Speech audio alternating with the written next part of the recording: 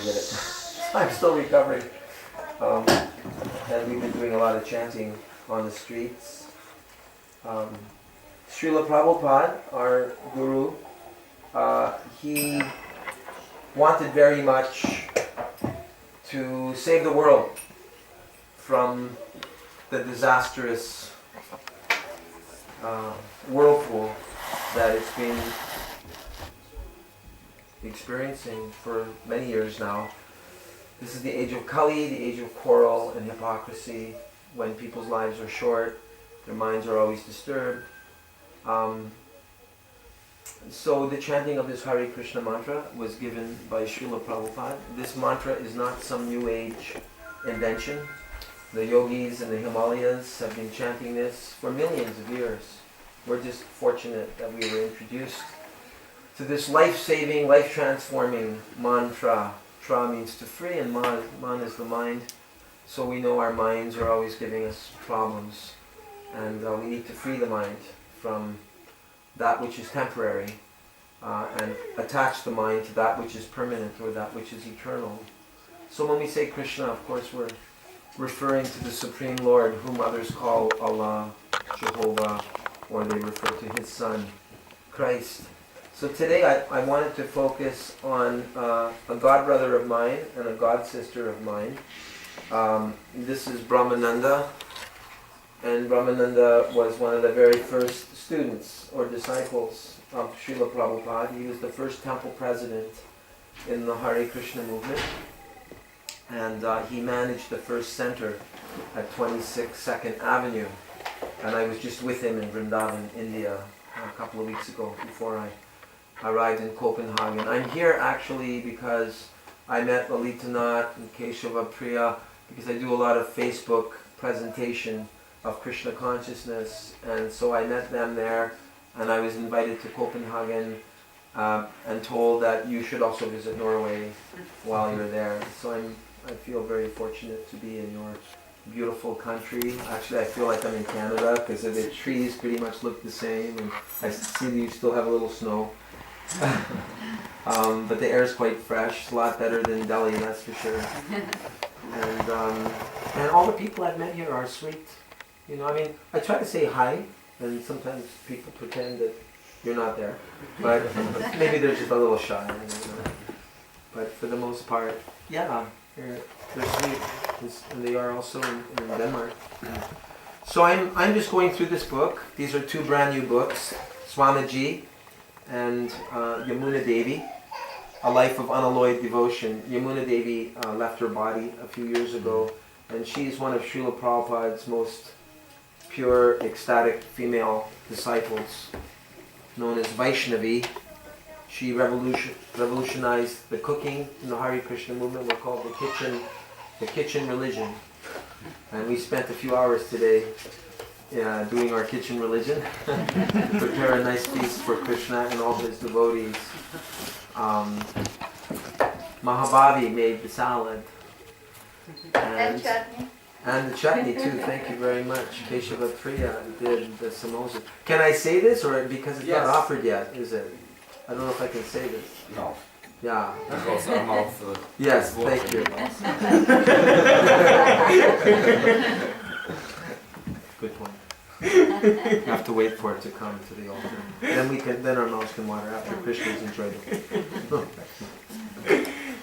Yes, so I'll read something from each of them. I understand I have 45 minutes, so maybe I'll leave, 5 or 10 minutes for questions. So this section is about Back to Godhead magazine. Prabhupada said, even if there's only one page, let there be Back to Godhead magazine, because the purpose of Back to God. Hare Krishna, Mohammed. Welcome. Wow, you came. Did you swim across the... Yes, yeah. Got on the magic carpet. Prabhupada would sit in Tompkins Square Park when he first arrived from India, and he would sit on a carpet, and all the hippies wanted to get on that carpet because they thought the Swami would take them. Everyone wanted to get on the carpet with the Swami. So, Prabhupada's guru, Srila Bhaktisiddhanta Saraswati Thakur, told him, if you ever get any money, print books. So Mahabhavi Prabhu has kindly translated this Easy Journey to Other Planets. It's, I think, our first book in Norwegian. Second? Third. Ishopanishad was first. And Timeless wisdom. Yeah. Yeah, this is a compilation of 3 small books. Okay, thank you. Which ones? Well, Perfect questions, perfect answers? Yes, and Easy Journey to Other Planets. yeah, right. And the Nectar of Instruction. Yeah. Okay, those have been done. Good, and so he's working on Bhagavad Gita, 11th chapter. So please come and do more and more service so that we can free up Mahabhavi Prabhu to complete Bhagavad Gita this year, because it's the 50th anniversary of the Hare Krishna movement of ISKCON. So wouldn't that be a nice offering to Srila Prabhupada to finish his Bhagavad Gita? But he needs help, so whatever any of you can do. I know, I was amazed. I was meeting all these Lithuanian and Latvian devotees at a home program yesterday, and I'm told that they're very talented people with many abilities, carpentry, electricity, so please offer your services. Check with Janardhan and Mahabhavi Prabhu, and they will gladly engage you in Krishna service. Keshava Priya. I'm completely new from Denmark, but I just visited today. But Vaishnavi is here, and she has been running the restaurant, and she just told me that it's maybe also personal, but her back, is some little pain there. So if somebody wants also to help some hours now and then, they can because also we have come a to Hare her. Krishna restaurant, Krishna's Cuisine. Yeah. And if they come and help, would they be allowed to have a little prasadam? Yes, of course. Yeah. So if you like Krishna food, if you like prasadam, then please visit Vaishnavi, and she will give you a nice knife and a cutting board after you wash your hands. And you can chop away for Krishna while listening to some kirtan. Is it possible? You play some music in the kitchen? Well, yes, it is possible to play music. Okay. But it's open kitchen. And, Okay. Yeah. Good. Happy festive food. Yes, I would say so. Vegetable cutting festival. When I was managing our restaurant in Ottawa, we had guests like that loved our food offered to Krishna. And some guests said, well, I'd eat here every day if I could. And I said, well, you can. Just come early in the morning and chop some vegetables. No problem. So, yeah. Actually, that is a symptom of a sustainable community. A time bank kind of concept. This is the transition movement. They're a movement dedicated to sustainability. And they started in Totnes, United Kingdom, and they just talked amongst themselves, what steps will they take to get away from the artificial peak oil economy. I think a lot of the economy here in Norway is based on oil, isn't it? Am I correct? Yeah, so what happens if that ever closed down, or, whatever? Because so many people's lives are tied in. So, it's good to practice learning how to live without money, but instead exchanging time instead of exchanging kronas. Is that what you call it? Yeah. So we're meant to be a community. We're meant to be interdependent. It's, even Stephen Covey says that, right? Instead of being independent and being dependent, better to be interdependent and help each other. I mean, the Jewish people, they're really famous for that, right? The Jewish people are always helping other Jewish people. And in Canada, we have a religious group called Mennonites. They're coming from a German background. And if their barn burns down, they will all come together and they'll build a new barn in one day. They'll erect a new, that's how tight they are.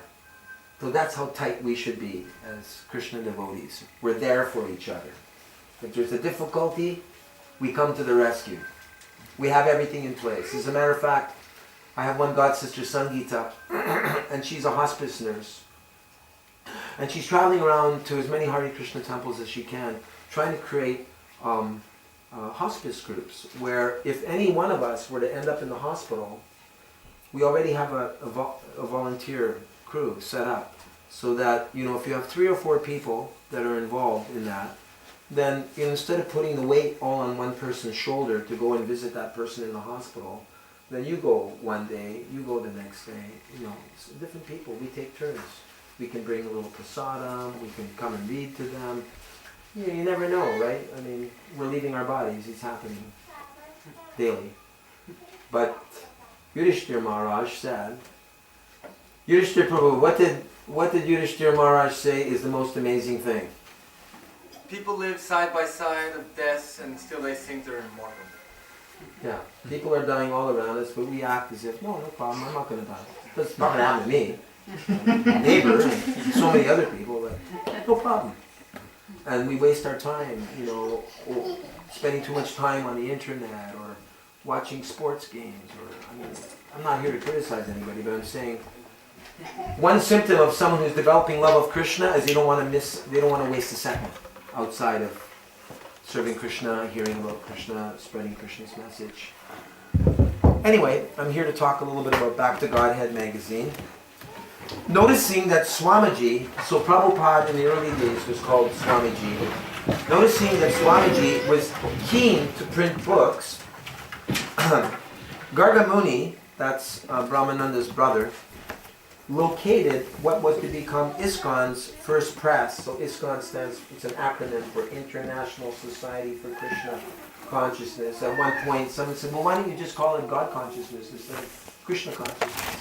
And he said, if we call it God Consciousness, then so many gods will come. Like so many bogi yogis will come claiming to be God, you know. They exist. There's a factory in India and they churn out these bogi yogis. And they claim to be the latest avatar, and if you just pay them so many dollars, they'll sell you a mantra, and they'll cheat you very nicely.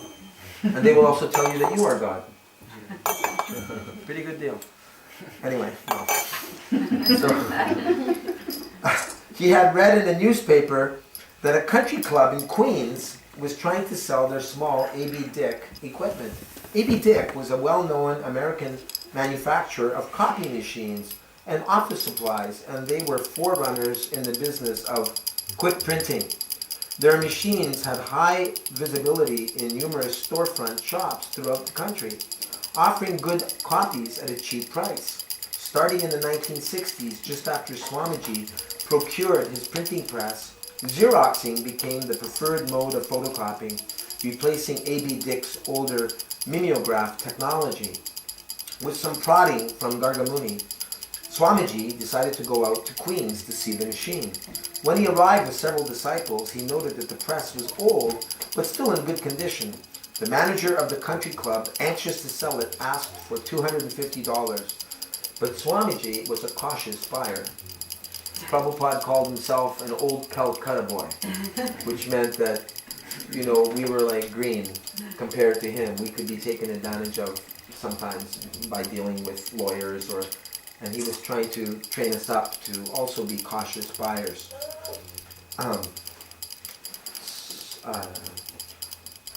After all, okay, excuse me, I lost my spot here. Where was I? Oh, he was a cautious buyer. Okay.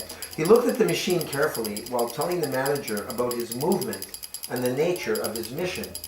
In the course of their talking, a second press was mentioned, and the manager explained that, in point of fact, he really wanted to unload both of the machines.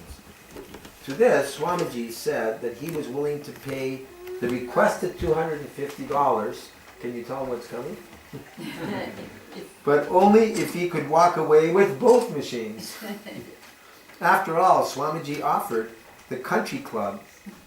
After all, the Swamiji offered, the country club was not using them, nor did they intend to use them. Moreover, he said it would be good if they could help his urgent spiritual mission. So always remember that. If you're doing some service for Krishna, then we can explain to people, you know, I'm doing this right now, but I'm doing it for our temple. We distribute free food, sanctified food to the public.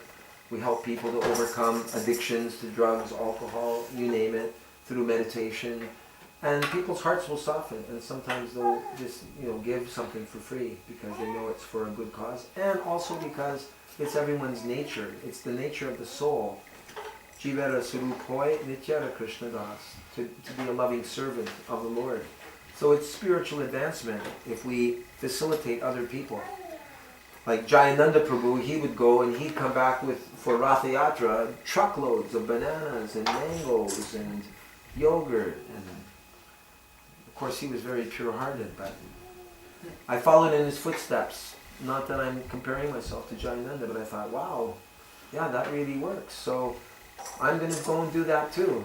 And so I would go out to the food terminal early in the morning, and I would tell all the owners of the different vegetable and fruit stands that we at the Hare Krishna Temple, we do this free vegetarian dinner every week. Sometimes we get sponsors, sometimes we don't, and we offer the food to God, to Krishna, and maybe you have some fruits or vegetables that are maybe not, a little bump on a banana has a little brown spot on it. Some people won't touch it, right? They want it green or whatever. And it's a sin to throw food away.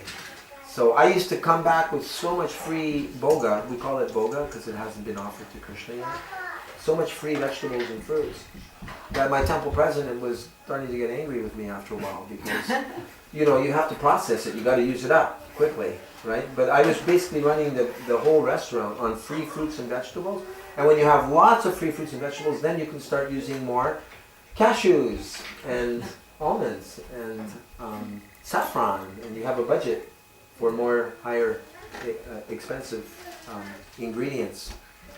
So Prabhupada was very frugal. He never wasted, a penny. He used everything very carefully in Krishna's service. One time he was walking through a park and he saw a water tap running unnecessarily. And he went over and he shut it off and he said, that is a symptom of a godless civilization. He said, if you leave the lights burning in a room, in your next life you'll be born in a dark place. Because it's God's energy, it's Krishna's energy. So we should be conscientious of that. After all, Swamiji offered, the country club was not using them. So who could argue with Swamiji? Because anyone could say Hare Krishna. Before anyone could say Hare Krishna, Garga Muni and Kirtananda were placing both machines in the van, bringing ISKCON's first printing press back to 26 2nd Avenue. There's a similar story about that, about the deity in London, that one Indian gentleman offered Radha Krishna deities, and Radharani's finger was a little cracked. And the gentleman, he wanted to give the deities, but he was kind of hesitating, and Prabhupada asked the two disciples, Tamal Krishna and Maharaj, and I think another one, see how heavy they are. And, well, not bad.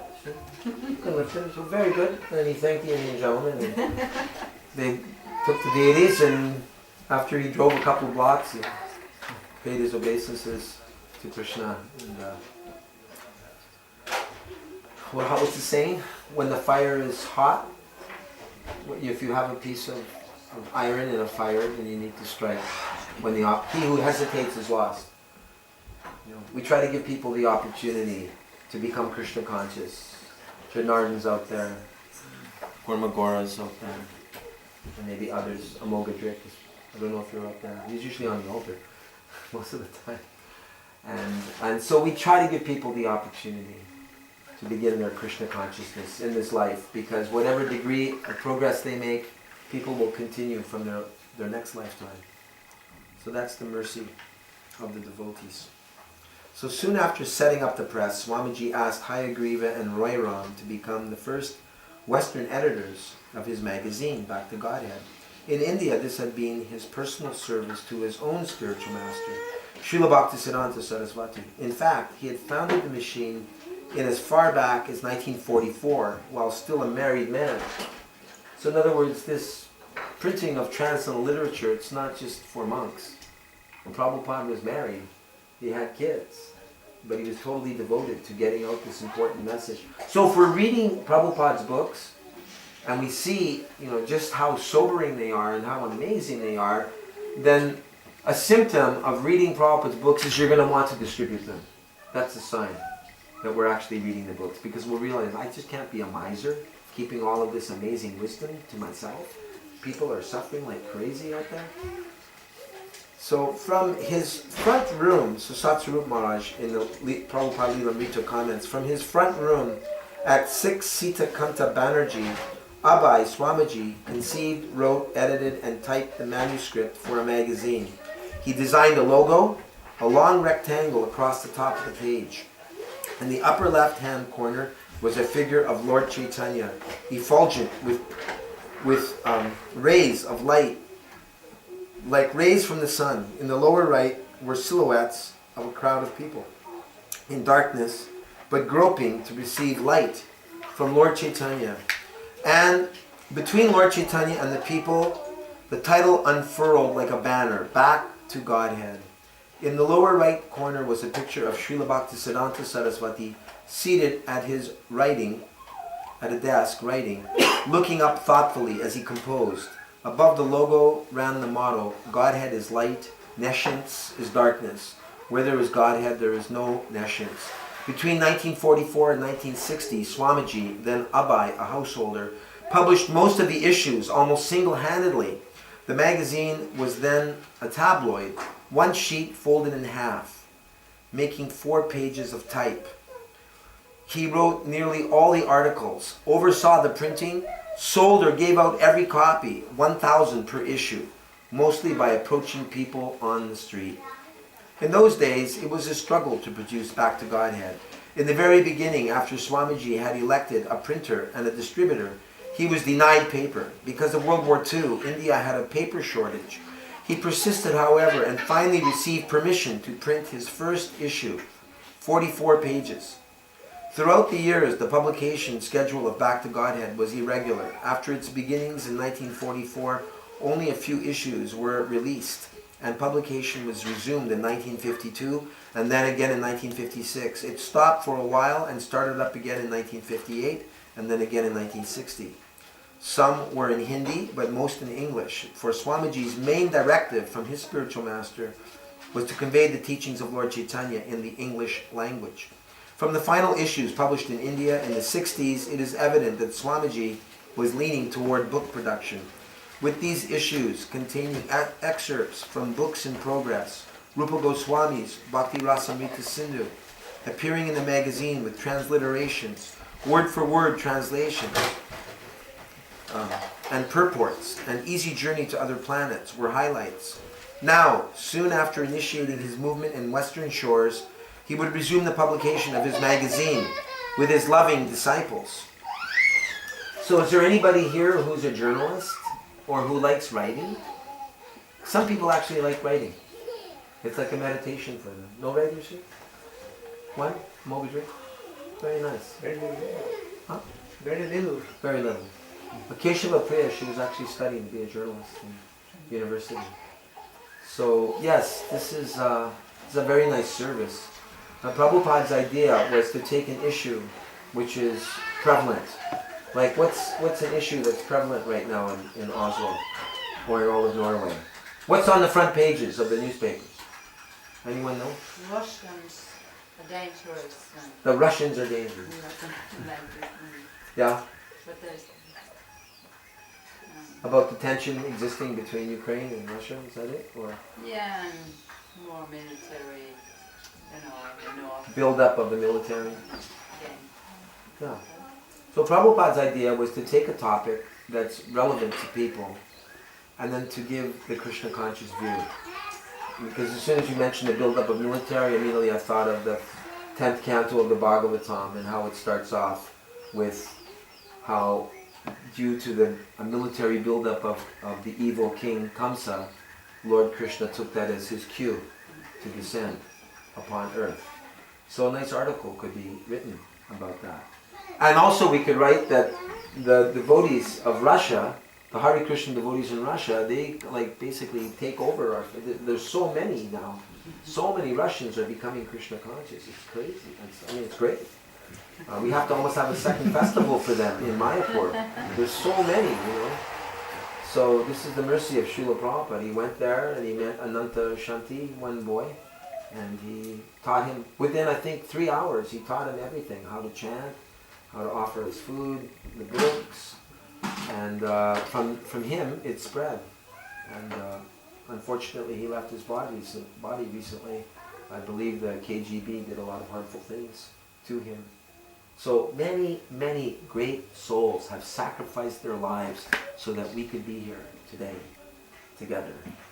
And so the way that we can show thanks is by giving Krishna in the form of literature or in the form of prasadam, or ideally both. At our Shea Govinda restaurant in Montreal, as people were paying for their prasadam, we'd be giving, we had one Mataji Mahatma, she'd be selling Bhagavad Gitas at the cash register to people as they'd be going out the door. She was pretty special. So anyway, I'll just finish this. This is just 2 more paragraphs here. So now, soon after initiating his movement on Western shores, he would resume the publication of his magazine with his loving disciples. He had set up the press in the temple room. So Krishna himself could see the printing going on. That's pretty interesting. Printing press is would be right here for the pleasure of Krishna, so he could observe the printing going on. Just like we did a whole bunch of high school classes in Copenhagen last week. On one day, actually, we had 5 high school classes come to the temple in one day. It's the most school programs I've ever done in one. It was totally ecstatic. And Srila Prabhupada was sitting there in his Vyasa-san, overseeing, and Sri Gaurnitai was there, smiling at everyone. So yeah, it was wonderful. The teachers were wonderful, the students were wonderful, they all got prasadam. We distributed probably, over 100 books, I think. Yeah, and I believe it started because of Mahabhavi. Where did he go? Where is he?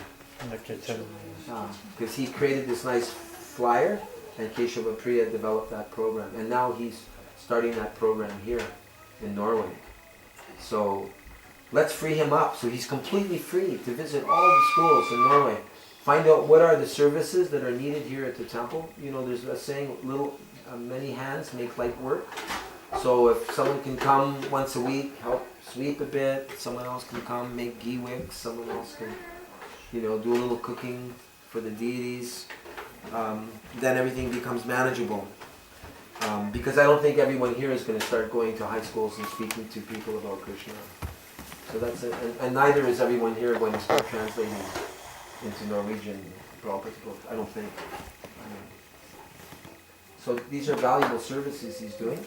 So please assist him in any way you can. Ask him what you can do to serve. He had set up the press in the temple room so Krishna could see everything. And so this would be, so this is the beginnings of a movement that would spread Lord Chaitanya's teachings around the world. This would be effected through chanting parties, yes, but no less through the medium of the printed word. So back in 1975 when I joined, Back to Godhead magazine cost 25 cents a print. It was really skinny. And now we have the Bhaktivedanta Book Trust International just in the next country, Sweden. That's pretty amazing. Do they print a Swedish Back to Godhead magazine? I'm just curious to know. Is it because the majority of the people speak English that it's not necessary? Because I'm just wondering, is a Norwegian magazine necessary, or does everyone speak and read English here? No problem. Yeah? Okay. Norwegian, they read easily Danish, Okay. especially, but also Swedish. Uh-huh. We had the Swedish magazine before for quite many years, but I don't know about it now. I'm just asking, do you think we need a Norwegian Back to Godhead magazine, or is English sufficient? English is Yeah. good. Okay. So yeah, something else to distribute. Gargamuni and Brahmananda would often work on the magazine late into the night. Gargamuni with ink all over his clothes. Swamiji would sometimes come down into the temple room on certain evenings just to watch his dedicated boys print and collate his magazine. The Swami would chant japa quietly, reciting the Maha Mantra on beads. And think about how this simple